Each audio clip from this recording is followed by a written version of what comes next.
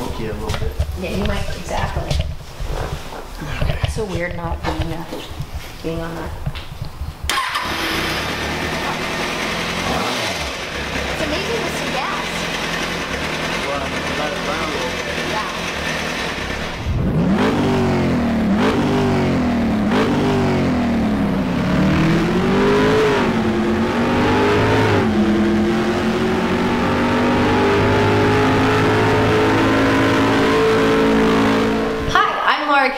Thank you so much for joining in, and this is the RedHead Rides. I'm going to go through my brand new ZX6. It's brand new to me, it's not a 2017. It is custom built by Doug Chandler, the man, the myth, the legend. And it was built for his son Jett when he was about my size and weight. So we're gonna go through it today, and he's gonna show me all the bells and whistles that he's done to it. And then we're gonna go have a whole lot of videos of me riding it. So Doug, let's move these out of the way, and let's go through it. You want me just to move this out of the way? Yeah, it's fine. All right. It's not. So, do we know what year it is? I think it's 06, 06, 07. I mean, it was an RR. This is kind of spec'd out to just about any of the 600 classes. Some of the things that you would do to it, converting a street bike over. One of the biggest things I think a lot of the race guys like to put a steering dampener on. This is an older Olin's inline.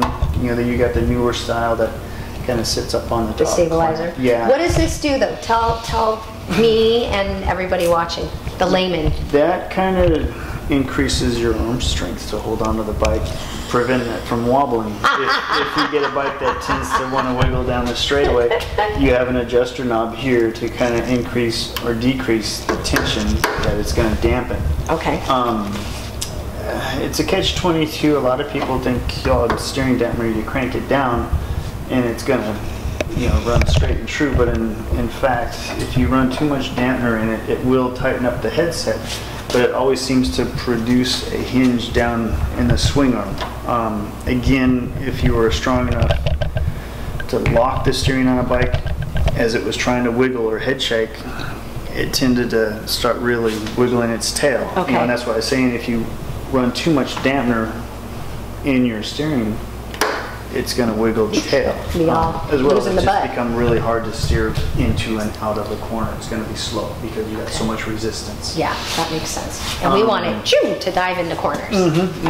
And one of the other things they'll do is put a quick shifter. You know, that's a quick shift sensor to enable wide open shifts. So I won't have to pull in my clutch. No clutch and no blipping the throttle. It's wide open, and the minute you touch the shifter, that sensor is gonna, you know, kill the ignition for a split second to unload the transmission and let you click into that. Okay, so I don't have to blip it. Still gotta blip it when I downshift though. Downshift, yeah, and I still use a clutch too on back shifts. I mean, a lot of these newer bikes have a slipper clutch stock. I can't remember, I'm thinking these ones did as well. But I was right in the transition of non to slippers, and I kind of always got used to, you know, I'd cover my lever always, and I always wanted a lever that was easy enough I could do for one finger, and you could almost kind of... This is nice and loose. Yeah, yeah, and you can almost kind of simulate your own slipper clutch, you know, as far as just kind of keeping a little bit to where it's going to slip, but still have a little bit of engine brake. Friction zone. Okay. And then the other thing is you always tended to switch out the suspension. You know, the rear shock. What do we have? I think the manufacturers, that was one of the cost cutters. They knew these bikes were going to be raced, so they didn't spend a lot of money on the stock shocks, because if you're going to race it, you're going to huck that thing and buy an Olin's or some sort of other high-performance race shock. Which this has Olin's on. Yeah, as well as the forks. Okay. We got an Olin's cartridge kit, so the internals of the fork is all Olin's as well. Okay. Very cool. Yep. What do we have for exhaust? You have stock exhaust. I have stock exhaust. Yeah, this bike was, I think, last ran at Laguna Seca. Really? Where we have a noise limit, so we have to run stock exhaust. So I can actually take this with the exhaust before I swap it out, and I won't need to put a DB.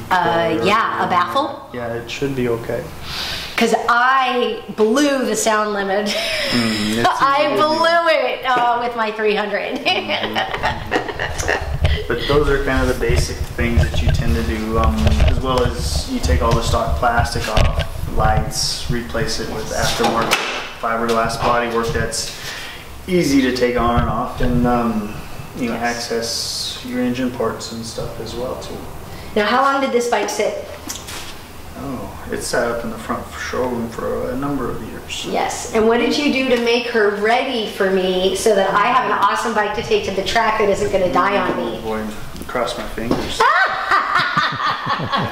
Because you know, DC-10, how come it's not starting? Tell me everything you did to get her all ready for me. Just kind of, I think we did an oil change, fresh battery. Actually got a new fuel pump in it because the old one had some old gas in it and it wouldn't cycle. Okay. So this is all new, clean the tank out. And when we first got it running, it actually ran perfect. Now it's a little rough, but I think you just need to blast it out. I need to go. Need a little wide open action. Yeah. We'll be good to go. You know, I mean, this bike, it's a little rough, but it was taken care of, and we've got, you know, a lot of track miles on it, but you know, it was my son's first bike. You got little scuffs here and there on it. I'm not worried about that. I name all of the instruments that keep me safe. My car, my bikes, and my guns. Yeah, get Wesley. So this bike, wait, you're leaving for the name. I gotta tell you the name. What's the name? The name is going to be the Jett.